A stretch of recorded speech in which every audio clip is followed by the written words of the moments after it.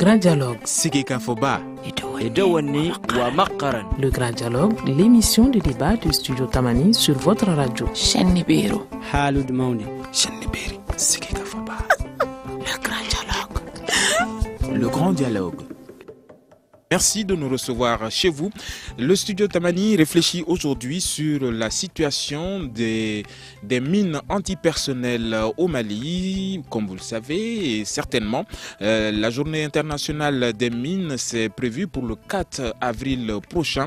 Et nous, en lien donc avec cette date, nous allons donc réfléchir sur la situation des mines antipersonnelles et de leurs dégâts dans le monde. Nous sommes pour cela avec trois invités. Benoît Couturier, directeur programme Handicap International, par téléphone Sophie Petronin, responsable de l'association d'aide à Gao, et Koulibaly Fatoumata Diko, spécialiste handicap et réadaptation à la direction nationale donc du développement social. Je suis Famoussa Sidibé, Nouhoumdire est à la technique. Studio Tamani. Selon un rapport des Nations Unies, les engins explosifs improvisés tuent maintenant 10 fois plus que les mines en Afghanistan. Les mines terrestres ne sont pas les seuls dangers explosifs présentant une menace pour les civils vivant dans les zones de conflit ou d'après-conflit. Il y a également les armes de guerre, les munitions non explosées et engins explosifs improvisés qui tuent des travailleurs humanitaires, du maintien de la paix, des journalistes et beaucoup d'autres encore.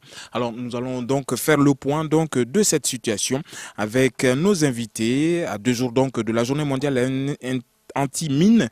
Que peut-on dire de l'actualité autour de ces engins explosifs? Benoît Couturier d'Handicap International. Merci, bonjour. Comme vous l'avez dit, c'est une journée importante pour la lutte anti-mine dans le monde. Il faut savoir que des engagements et des traités internationaux ont été signés en fait par le passé, notamment je pense au traité d'Ottawa, qui a été mis en vigueur en tout cas au 1er mars 1999 et qui permet d'interdire d'utiliser, de stocker, de produire et de transférer des mines antipersonnelles. Donc évidemment Handicap International avec d'autres ONG a énormément plaidoyé pour ce traité et pour la mise en place de ce traité. Il a été suivi aussi pour information par le traité d'Oslo, qui a permis aussi de mettre un focus sur les BASM, qui sont les bombes à sous-munitions, et qui sont aussi très dangereuses, notamment pour les civils. Et c'est vraiment le combat d'Handicap International pour justement prévenir et anticiper et du coup réduire les dégâts que causent ces engins mortels sur les personnes et les populations civiles. D'accord. Alors, on va aller dans une zone où ces engins font beaucoup parler d'eux. À Gao, par exemple, dans le nord du Mali, retrouvez Sophie Petronin, responsable de l'association d'aide à Gao. Alors, je vous propose de mettre les casques pour mieux entendre Sophie depuis Gao. Bonjour madame, est-ce que vous êtes avec nous? Oui, bonjour, je suis là. Alors, dites-nous, vous êtes donc au studio avec nous. Dites-nous, quelle est l'ampleur aujourd'hui des mines antipersonnelles à Gao? L'ampleur, c'est difficile de la quantifier. Il y a des organismes qui sont là et qui seraient mieux appropriés que moi. Ce que moi, je peux dire, c'est il y a malheureusement beaucoup de restes d'explosifs qui sont encore présents, qu'il y a régulièrement des mines qui sont posées sur les pistes principales, mais difficile de pouvoir les quantifier. Merci beaucoup, madame. Vous restez avec nous pour la suite de cette émission. Nous avons également madame Koulibaly Fatoumata Diko. Vous êtes spécialiste handicap et réadaptation à la direction nationale du développement social. Dites-nous aujourd'hui, est-ce que ce phénomène touche beaucoup de civils au Mali? Oui, ça touche beaucoup de civils. Les statistiques vont surtout à plus de 100 enfants, surtout dans les régions du nord, et en commençant par Ségou. Donc c'est très alarmant. D'accord. Alors, avant d'en venir aux engins explosifs qui causent beaucoup de dégâts, aux différentes missions qui se rendent dans le Nord, notamment les contingents des Nations Unies, nous allons entrer en détail avec ces mines en tant que telles. C'est des engins qui sont interdits aujourd'hui de circulation. Pourquoi cela est toujours d'actualité, Benoît Couturier? Alors, en fait, il faut aussi apporter la précision peut-être sur le vocabulaire qu'on utilise, parce qu'au Mali, en fait, on ne va pas parler de mines, on va parler plutôt de restes explosifs de guerre, puisqu'on a constaté en fait pas une très grande importance, en tout cas quantité de mines antipersonnelles, mais plutôt des restes explosifs de guerre et des IED, des engins explosifs non improvisés. Évidemment, ça a un impact fort, comme je le disais. On a parlé des victimes et on peut parler ici des enfants notamment. Alors l'action de handicap international au nord, puisqu'on intervient sur les régions de Tombouctou et de Gao dans ce domaine-là, notamment, permet aussi, alors d'un côté, de faire de l'éducation au risque pour sensibiliser les populations et les enfants, les enseignants évidemment, sur ces dangers-là, mais aussi de prendre en charge des victimes de restes explosifs de guerre en lien avec les services techniques de l'État, notamment les CRAORF, les centres régionaux d'appareillage orthopédique et de réadaptation fonctionnelle au Mali, donc à Tombouctou et à Gao. Donc on essaye évidemment d'apporter un soutien aux familles aussi, et c'est vraiment une lutte de tous les jours. Donc on est vraiment engagé là-dessus, puisque c'est évidemment une cause du handicap, donc on est particulièrement concerné et on voit les dégâts que ça peut causer autour de nous. Alors, Sophie Petronin, vous êtes responsable de l'association d'aide à Gao. Aujourd'hui, on ne peut pas, parmi les problèmes que subissent les populations civiles de Gao, on ne peut pas occulter l'effet de ces mines et de ces engins, et ces restes d'engins de guerre aujourd'hui sur la population. Dites-nous aujourd'hui quelles sont vos actions en faveur donc des civils qui subissent des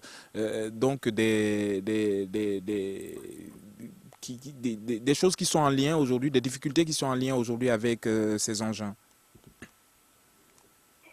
Bon, la difficulté, c'est d'aller vers les populations dans la brousse, parce qu'il faut utiliser des itinéraires qui sont entre guillemets la plupart du temps piégés, donc il faut avoir des stratégies différentes, traverser des pâturages, parce qu'on sait qu'au milieu des chèvres et des vaches et des moutons, il y a beaucoup moins de risques. Les actions que nous avons menées, parce qu'on a pris en considération que ce conflit armé qui a déchiré le nord du pays et qui continue de le secouer, a vu des centaines de personnes abandonner leur zone, et en particulier des terres cultivables, donc réduisant à zéro leur activité économique. Ça a laissé le champ libre aux terroristes qui ont utilisé ces engins. Les mines, comme les IED, comme l'a souligné Handicap International, et qui font un énorme travail et que j'ai pu constater même dans les années précédentes. Et ces engins sont une arme de guerre, mais qui continueront encore à faire la guerre après que la guerre soit terminée. Et nous, ce que nous avons essayé de réaliser pour stopper, mettre un frein, pour ne pas dire, aller plus loin et permettre aux populations de mieux comprendre, parce que ce sont les enfants. Les enfants sont particulièrement touchés. Pourquoi ? Parce qu'ils n'ont pas la connaissance de ces engins, et dans leur innocence, lorsqu'ils les trouvent, ils les considèrent comme des jouets. Donc ce que nous avons fait, c'est un énorme travail qui a été fait pas seulement avec AG, mais avec beaucoup d'autres partenaires soutenus par l'UNICEF. Pardon, je suis un petit peu malade avec une otite et puis une angine, alors pardonnez-moi. Voilà, il y a un très gros travail qui a été fait sur 2013-2014 avec l'UNICEF et puis ses partenaires, nous ne sommes pas les seuls, pour justement une meilleure connaissance sur les risques des mines et engins non explosés. On a mené des séances d'information, de sensibilisation pour prévenir les enfants contre les risques des engins non explosés. Des boîtes à images ont été utilisées. Cette prévention, elle s'est faite dans toutes les zones d'intervention des partenaires, en tout cas nous, dans toutes nos zones. On a utilisé ces moyens de communication, information, sensibilisation.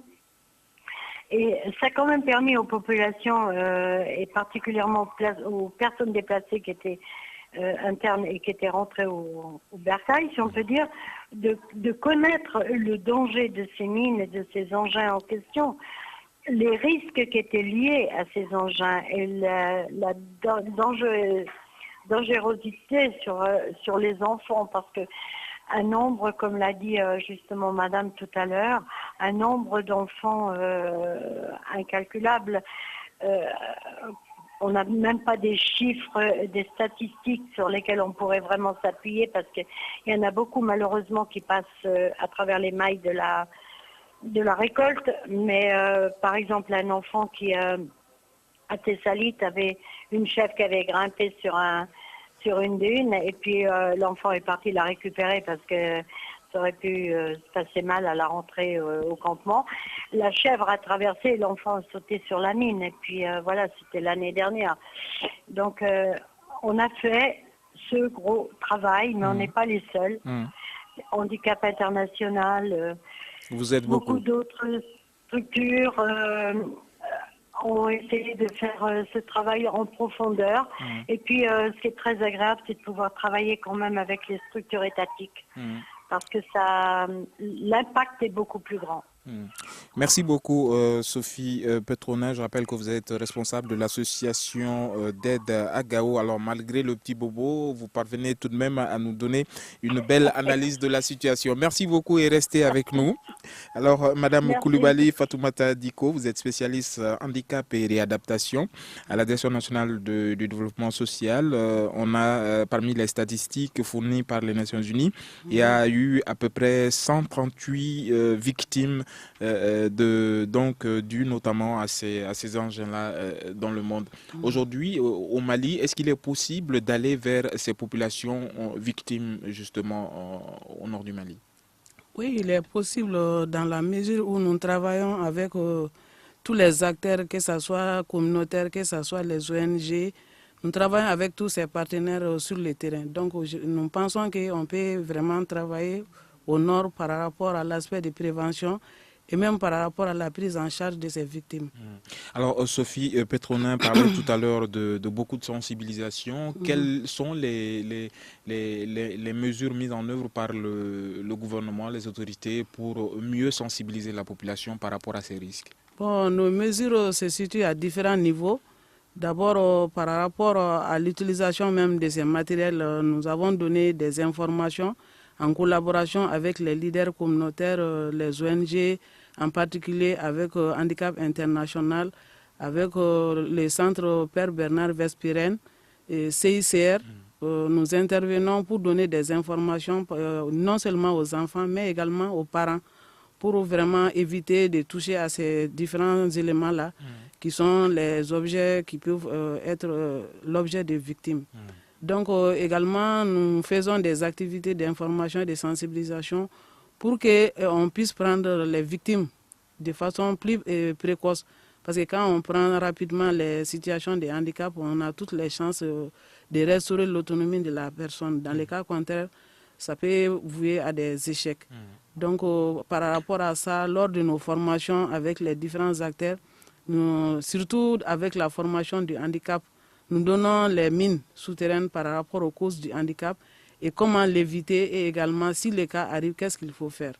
Donc voilà quelques informations également dans l'accueil et orientation, puisque notre mission c'est la réduction vraiment des situations de détresse et l'amélioration des conditions de vie de toute la population. Donc notre première mission, c'est de soulager ces personnes qui sont victimes, les accueillir et également les orienter aux services compétents pour une prise en charge précoce. Voilà. Donc en dehors de ça aussi, nous avons des formations au niveau des écoles. Moi, je donne des cours de handicap et de la RBC au niveau de l'Institut national de formation des travailleurs sociaux. Donc à ce niveau également, nous donnons des informations à ces futurs travailleurs sociaux pour qu'une fois sur le terrain, qu'ils sachent vraiment donner les informations, étendre les informations à tous les niveaux. D'accord. Nous allons observer une courte pause et nous reprendrons donc le cours de cette émission. Vous écoutez Studio Tamani, votre avis nous intéresse. Écrivez vos commentaires et suggestions sur la page Facebook et dialoguez avec nous. Studio Tamani, c'est aussi les réseaux sociaux.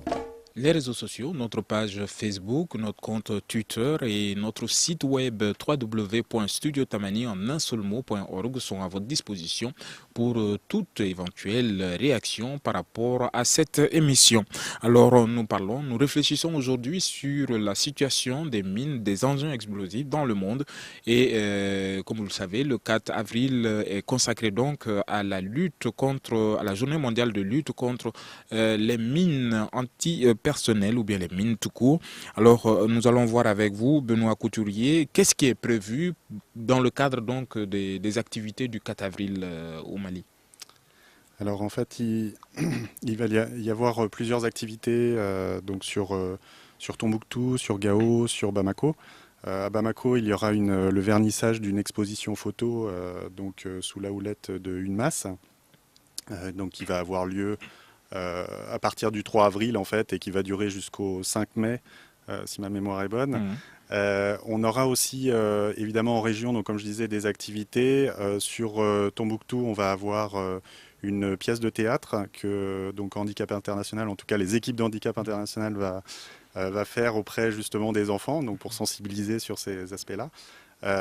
On va avoir évidemment des séances d'éducation au risque, donc ça c'est aussi d'autres partenaires. Alors UNMAS va le faire, mais il y a aussi MAG qui intervient dans ce domaine-là. Et aussi des photos qui seront exposées, me semble-t-il, donc sur Tombouctou, en partenariat donc avec tous ceux qui interviennent dans ce domaine. Donc voilà, ça va être assez riche, je pense. Alors, est-ce qu'on peut avoir avec vous un bilan des victimes, que ce soit les personnes... c'est un phénomène qui est handicapant, qui est invalide. Aujourd'hui, est-ce qu'on peut avoir le nombre de personnes touchées par cette question au Mali? Alors oui, on l'a un peu précisé tout à l'heure. Vous avez parlé de 138 victimes dans le monde, donc je souhaite rectifier ces 138 victimes au Mali. Au Mali. Ouais, parce que dans le monde, c'est beaucoup plus important. Autant pour moi. et parmi ces 138 victimes, au Mali, en fait, on a 70 enfants. Donc ça, c'est un recensement. Et comme le disait Sophie, il y a forcément des données qui passent au travers du filet. C'est un recensement qui s'effectue grâce à une base de données, en tout cas, qui est centralisée au niveau de UNMAS et que les partenaires renseignent. Nous, à notre niveau, on a, à travers un projet qui est sur l'assistance aux victimes, on a pris en charge 42 enfants. Donc ce projet a débuté l'année dernière, donc c'était en octobre 2014. Dans ces 42 enfants, vous avez 23 enfants qui étaient victimes de restes explosifs de guerre et 19 enfants handicapés dans le besoin. Parce qu'il faut savoir qu'à travers ce projet, on ne veut pas être discriminant, on veut travailler aussi avec les enfants qui ont un handicap, qui n'est pas forcément dû à un reste explosif de guerre. Donc voilà, pour avoir aussi les deux approches. Et évidemment, on va aussi travailler avec les familles pour pouvoir identifier, en tout cas évaluer si elles ont des besoins en termes de santé, en termes de nourriture, d'accès à l'eau, leur habitat, les accès à la scolarité pour les enfants, donc les soutenir dans ce domaine-là. Pour vous donner quelques chiffres supplémentaires, sur le projet éducation au risque dont je vous ai parlé, donc on avait déjà une première phase en 2013-2014 en parallèle avec les actions de dépollution qu'effectuaient les équipes de démineurs d'Handicap International. On a repris les activités depuis septembre 2014 avec UNICEF. Et à ce jour, donc depuis septembre 2014, on a sensibilisé 98 738 personnes, pour être précis, dont 20 780 jeunes. Donc ce qui fait quand même un nombre assez important. Mais maintenant, quand on voit évidemment le contexte au Mali, l'évolution du contexte, on peut évidemment en conclure qu'il y a énormément de travail à faire et qu'on est vraiment, on doit s'appuyer sur les ONG locales, Sur les enseignants, on en a parlé. Sur les services techniques aussi, on en a parlé. C'est très important. Sur la protection civile et travailler avec les collectivités territoriales. Ce savoir-faire n'est pas, j'ai envie de dire, exclusif aux ONG qui travaillent dans ce domaine-là. On doit le partager et après le relais doit se faire sur le terrain. Je voulais juste aussi réagir sur ce que disait Sophie tout à l'heure sur l'accessibilité. C'est un vrai problème. On a un vrai problème sur l'accès sur le terrain. Nous, nos équipes travaillent d'arrache-pied, donc encore une fois sur ces deux régions que sont Tombouctou et Gao, avec des problèmes de sécurité, des axes qui sont piégés. On doit avoir des stratégies qui soient un peu élaborées justement pour aller dans les communes et dans les zones rurales pour atteindre les familles et les enfants notamment qui sont finalement qui n'ont pas les informations nécessaires pour savoir si un objet métallique qui va traîner, qu'est-ce que c'est et surtout ne pas le toucher. Ça, c'est vraiment la première chose, ne pas toucher des objets métalliques qui sont non identifiés et qu'on ne connaît pas. Et c'est vrai qu'on s'appuie pour ça avec des systèmes de boîtes à images pour éduquer, mais aussi des affiches, des prospectus pour lancer un maximum de messages et pour que ça soit bien compris. D'accord. Alors, Sophie Petrona, nous avons vu un peu l'impact de cette situation sur l'homme. Aujourd'hui, vous évoluez dans une zone Gao, une zone de transhumance par excellence. Dites-nous quel est l'effet, quel est l'impact aujourd'hui de ce phénomène-là sur le bétail dans le Nord?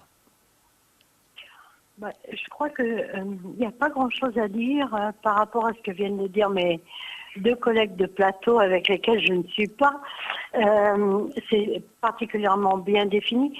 Je peux juste peut-être ajouter ou rebondir sur ce qu'a dit Benoît. Oui, les axes principaux sont piégés, ça c'est clair, mais on peut accéder aux zones très éloignées, aux limites du grand désert. Il suffit simplement de connaître les itinéraires qu'on peut emprunter. Comme je l'ai dit tout à l'heure, au milieu des pâturages, etc., mais on y arrive très bien parce que c'est ce que j'utilise depuis ce que j'ai utilisé et que j'utilise encore avec mes équipes depuis de nombreuses années parce qu'on a connu les ex-rébellions 2006, par exemple, de Banga, etc., mais on n'avait pas de mine.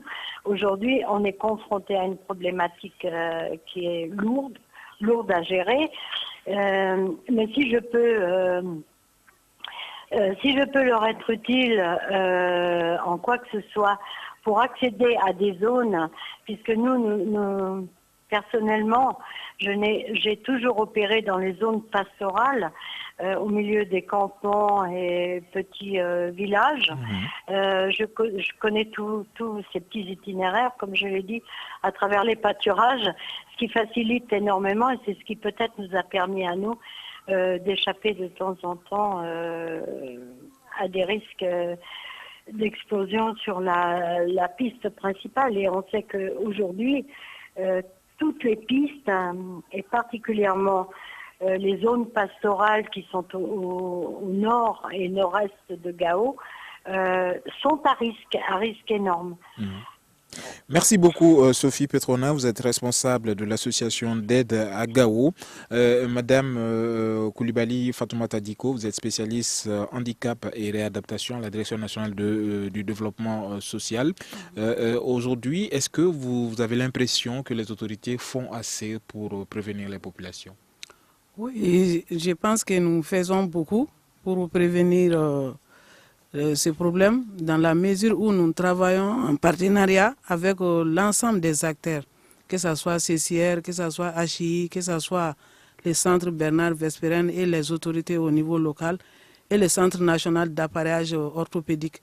Monsieur Bénéa vous a parlé des CRAROF, c'est le centre décentralisé du Sénahom. Donc nous sommes tous impliqués dans les mêmes activités par rapport à la prévention et par rapport à la prise en charge Alors, Benoît Couturier, vous êtes directeur de programme à Handicap International. Nous allons revenir encore une fois sur les moyens des autorités maliennes à faire face à ce problème. Excusez-moi.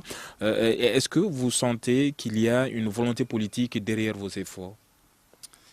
Je pense que la volonté politique, oui, elle est là, elle existe.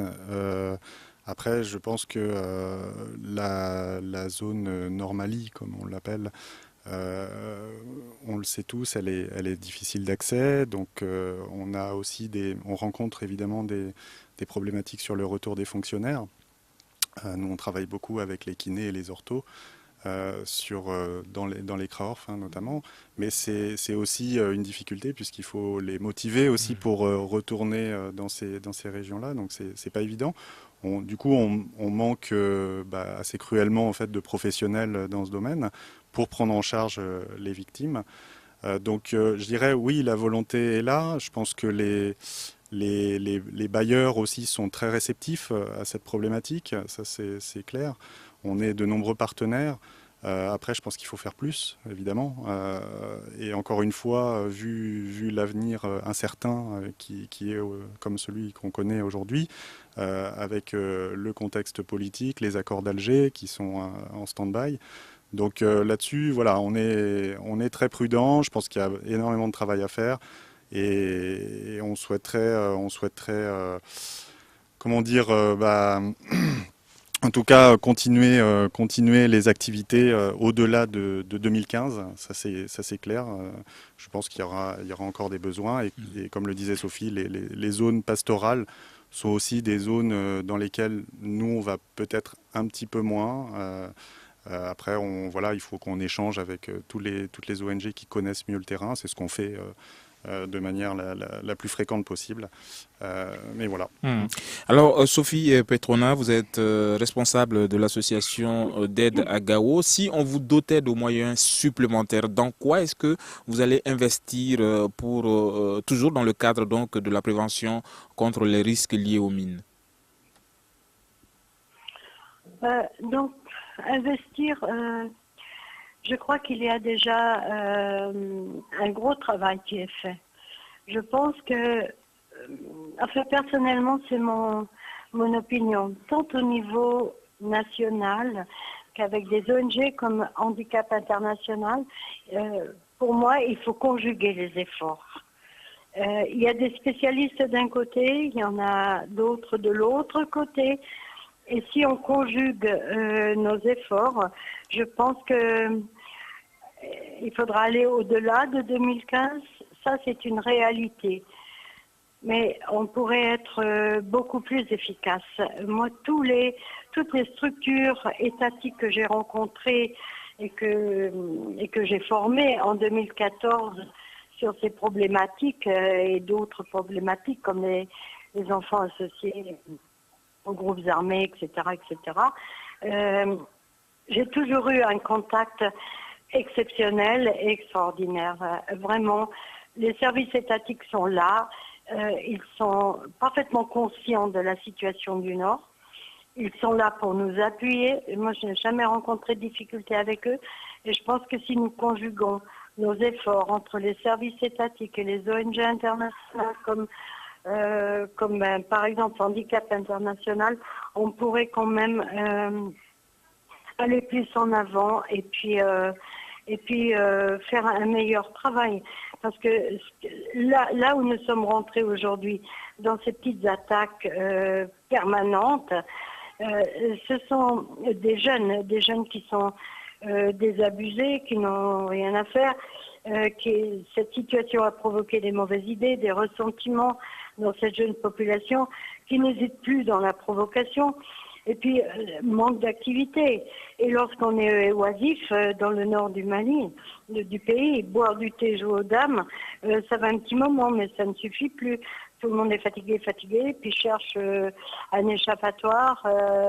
Et malheureusement, on est confronté à ce type d'attaque pour quelques francs, un portable, et puis un petit IED qui est placé sur la piste pour stopper notre élan quand on va vers des populations qui en ont besoin. Merci beaucoup Sophie Petronin. Je rappelle que vous êtes responsable de l'association d'aide à Gao. Nous allons observer une courte pause et puis nous reprendrons avec la troisième et dernière partie. Une réaction, un avis, un commentaire. Réagissez sur la page Facebook de Studio Tamani et restez connectés avec nous. Studio Tamani sur les réseaux sociaux pour vous faire entendre. Merci donc de visiter notre site web www.studiotamani.org.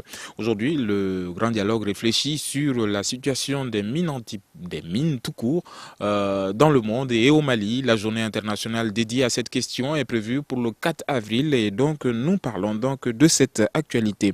Alors Benoît Couturier, vous êtes de Handicap International. Officiellement, les mines sont interdites de circulation ou bien même d'utilisation.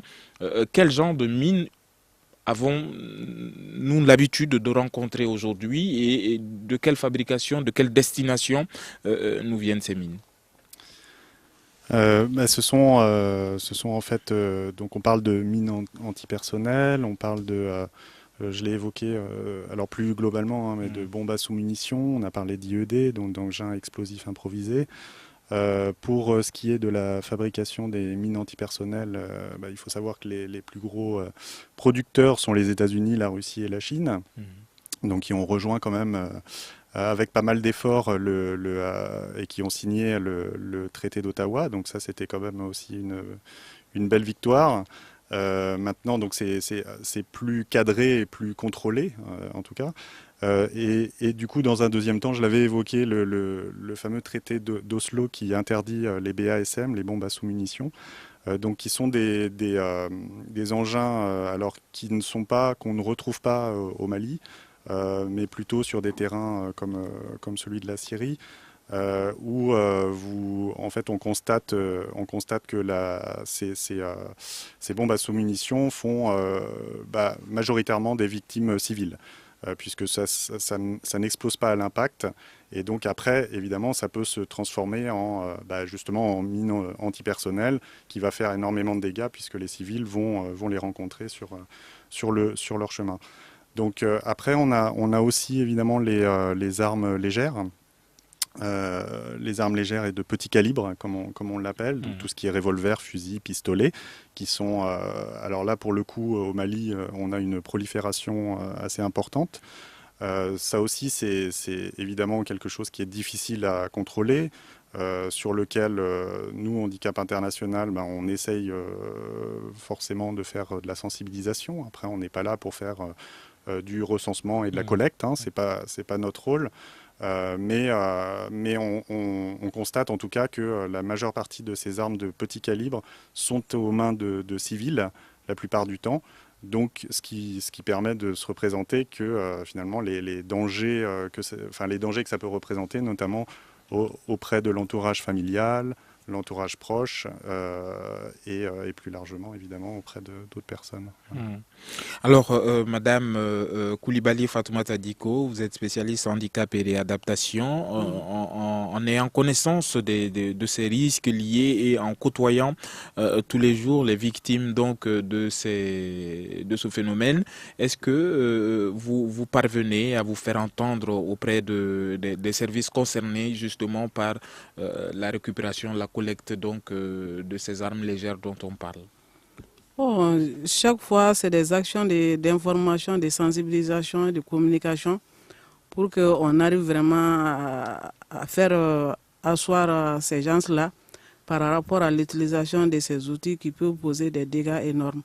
Donc, par rapport à ça, nous donnons beaucoup d'informations par rapport aux dégâts qui sont causés, qui peuvent être ressentis par la personne, mais qui peuvent être ressentis par la population toute entière, d'autant plus que c'est des enfants. Donc ça peut être des situations de détresse non seulement par l'enfant, mais également par les parents et la population totale. Donc ça peut être source d'énervement, de mécontentement, etc.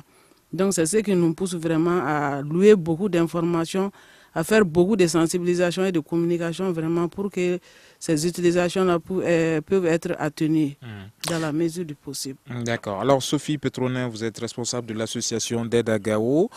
Dites-nous, aujourd'hui à Gao, est-ce que l'ampleur de la prolifération des armes légères est aussi importante que dans les autres régions, par exemple? Quel est l'état des lieux dans la région?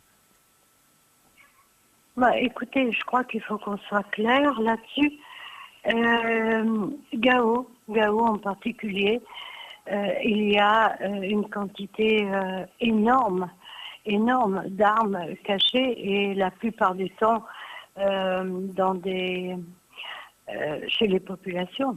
Et les populations hésitent énormément à dénoncer parce que par peur de représailles.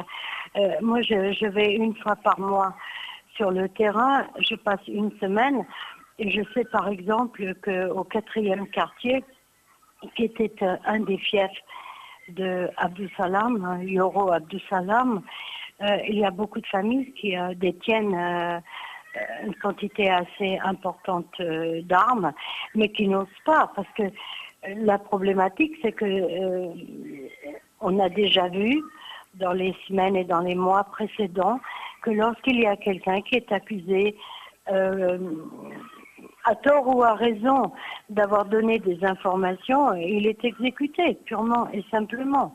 Et Gao et toute la région de Gao, moi je ne peux pas parler pour Tombouctou parce que je n'y suis pas, mais Gao et toute la région de Gao, y compris la Brousse, sont truffés d'armes en provenance de la Libye. Nous le savons plus ou moins tous. Serval a fait un énorme travail d'élimination. Barkhane a pris la relève derrière. On sait que des tonnes d'armes ont été détruites. C'était des armes quand même de gros calibre, des bombes, etc. Mais les petites armes qu'on pourrait appeler, comme l'a dit je crois Benoît tout à l'heure, les pistolets, les revolvers, la Kalachnikov, mais il y a aussi des AK-47, c'est quand même du gros calibre. Ça, il y en a. Malheureusement, il y en a. Et il faudra un long travail parce que ces engins aujourd'hui représentent un énorme danger. Mais ils vont représenter longtemps encore une menace sérieuse sur les personnes et les communautés, et en particulier sur les enfants, parce que les enfants n'ont pas le sens de la dangerosité que présentent ces armes. Quel est l'enfant qui n'a pas joué aux soldats, ou aux gendarmes et aux voleurs ou aux Indiens, et ils font pas la différence. C'est pour ça que je soutiens ce que vient de dire. Je rebondis, je soutiens, si j'ai bien compris, ce qu'a dit Madame Fatoumata, c'est qu'il faut vraiment faire un travail de fond sur la sensibilisation. Merci beaucoup Sophie Petronin, vous êtes responsable de l'association d'aide à Gao. Alors Benoît, avec vous, on le sait, la MINUSMA, la mission des Nations Unies, subit de lourdes pertes liées notamment à ces engins explosifs dans le nord du Mali avec ces convois. Aujourd'hui, est-ce que vous intervenez dans ce domaine-là aussi? Est-ce que vous les appuyez, que ce soit sur le terrain ou bien ici à Bamako? Alors, en fait, il y a une distinction nette entre les organisations non gouvernementales pour lesquelles nous faisons partie et la mission des Nations Unies présente au Mali. Donc évidemment, on se distingue le plus possible puisqu'on n'a pas du tout le même mandat. La MINUSMA est une mission de maintien de la paix et les organisations non gouvernementales n'ont aucun rôle et sont neutres, impartiales. Ils sont là pour les civils également. Veulent faire respecter exactement les principes humanitaires. Donc ça, c'est très important. Donc on parle beaucoup d'espace humanitaire. Donc nous, pour pouvoir justement aller sur le terrain et bien faire comprendre aussi aux communautés, aux civils, comme vous le dites, qu'il y a une forte distinction pour pas qu'il y ait d'assimilation. Et ça, il faut qu'elle soit bien claire dans les esprits parce que c'est très important, nous aussi, pour qu'on puisse continuer à travailler, puisqu'on ne travaille qu'avec les communautés et les populations civiles. Après, le travail de la MINUSMA, c'est un autre mandat, c'est quelque chose qui est différent. Et donc, voilà, c'est juste pour apporter cette précision. Donc, on sait très bien, évidemment, que la MINUSMA est ciblée, forcément, puisqu'il y a des contingents de soldats de plusieurs pays. Après, il faut aussi savoir, et je pense qu'il faut le souligner, les ONG aussi sont malheureusement rencontrent des incidents de sécurité. Hein. Nous, Handicap International, on a sur les axes, que ce soit de Gundam, que ce soit de Bambara Maoudé, que ce soit vers Gourmarin Rousse, hein, vers l'est, pardon. Enfin, en tout cas, sud, est et ouest. Au niveau de Tombouctou, on a rencontré des problèmes de sécurité l'année dernière. Donc, forcément, ça nous pousse à revoir nos stratégies d'intervention et aussi à, malheureusement, je dirais, comme ça s'est passé pour le CICR il y a 2 jours, à suspendre les activités temporairement. Donc forcément, qui en pâtit ? Ce sont les populations civiles, puisque évidemment, alors que ce soit l'aide humanitaire ou alors la sensibilisation, notamment sur les restes explosifs de guerre, sont repoussés et donc le travail est forcément décalé et on n'est pas là peut-être au bon moment, quand il le faut et où il le faut. Donc ça, c'est vraiment... voilà, je voulais juste être bien clair sur cet aspect qui nous distingue. Et puis dire évidemment forcément que le contexte est difficile pour tout le monde. Voilà, c'est ça. Alors, Madame Coulibaly Fatoumata Diko, spécialiste handicap et réadaptation, vous êtes d'un service étatique. Aujourd'hui, est-ce que la difficulté aujourd'hui que les services comme le vôtre puissent se déployer dans le Nord font en sorte que les populations soient laissées pour compte? Est-ce que vous avez cette impression que les populations civiles ont du mal à vous atteindre?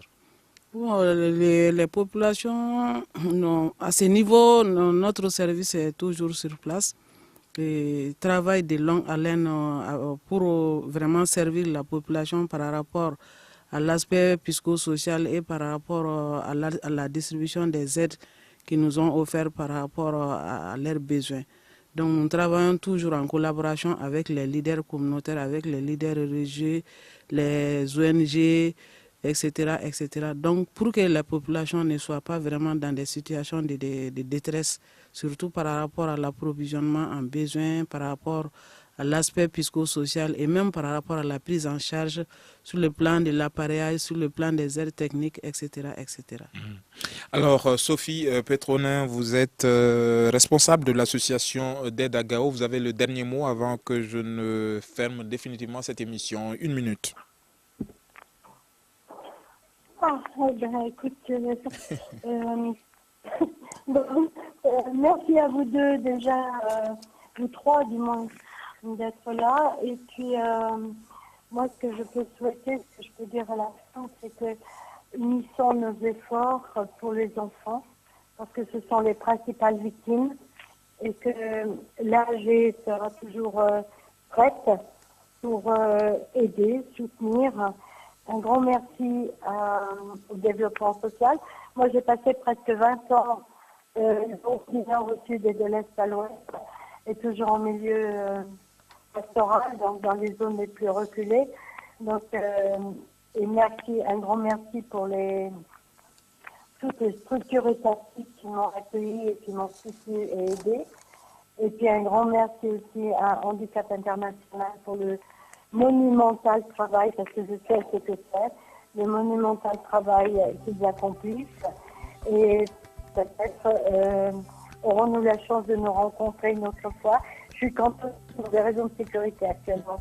Alors désolé. Merci beaucoup. Et cette publicité, c'était en récompense à votre petit bobo aujourd'hui avec cette angine. Merci d'être resté avec nous pour la suite et la fin donc de cette émission. Merci à vous deux pour votre disponibilité également, Madame Coulibaly Fatoumata Diko et Benoît Couturier de Handicap International. Aujourd'hui, le débat portait sur les mines de façon générale dans le monde et la journée du 4 avril est consacrée justement à cette question et nous avons tenté d'éclairer votre lanterne sur cette question. Je suis Famoussa Sidibé, Nouhoum Diré était à la technique, Peting Diara était à la régie vidéo, Ousmane Diadje Touré m'a aidé à réaliser cette émission. Nous vous disons à demain et bonsoir.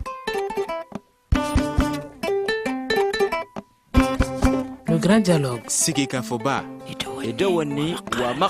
Le Grand Dialogue, l'émission de débat du Studio Tamani sur votre radio. Shanibiro. Halud Maundi. Shanibiri. Sigeka Foba. Le Grand Dialogue. Le Grand Dialogue.